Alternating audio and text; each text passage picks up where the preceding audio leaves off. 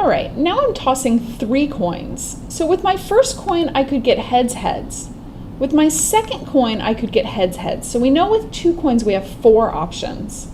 So now with each of those 4 options, I could get another heads or another tails. So that gives me a total of 8 outcomes. So again, I'm gonna make my sample space, I'm gonna use a list and I'm gonna think like my truth table. So 8 divided by 2 is 4. So I'm gonna say 4 heads. And then I'm gonna say 4 tails. And then I'm gonna half 4 and get 2. Heads, heads, tails, tails, heads, heads, tails, tails. And then I'm gonna take that and half it again and get 1, so heads, tails each time. So over here, this was 2 coins. So for that option, I could also have a third coin and get heads.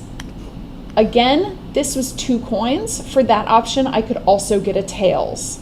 So I have 8 possibilities, or 2 times 2 times 2 is 8.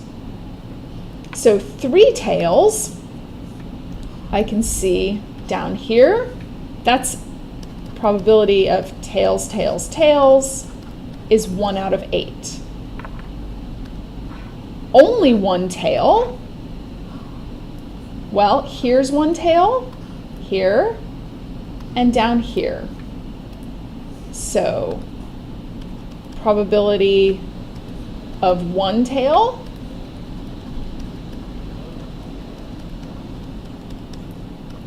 is equal to 3 out of 8. Exactly 2 heads, well, that's the same as 1 tail. So that's equal to the probability of 1 tail, and that would also be 3 out of 8.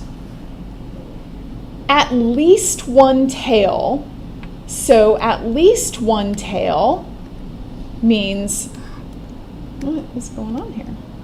Oh, there we go. All right, so at least 1 tail means we didn't get all heads. So that means the probability of at least 1 tail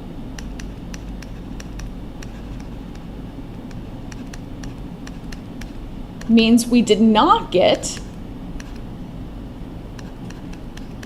so probability of heads, heads, heads, not. So that's going to be 1 minus 1 out of 8, which will be 7 out of 8. I could also see that over here. In all of these options coming down, we have at least 1 tail. The only time I don't have that is here. So I could either calculate it this way or by just counting.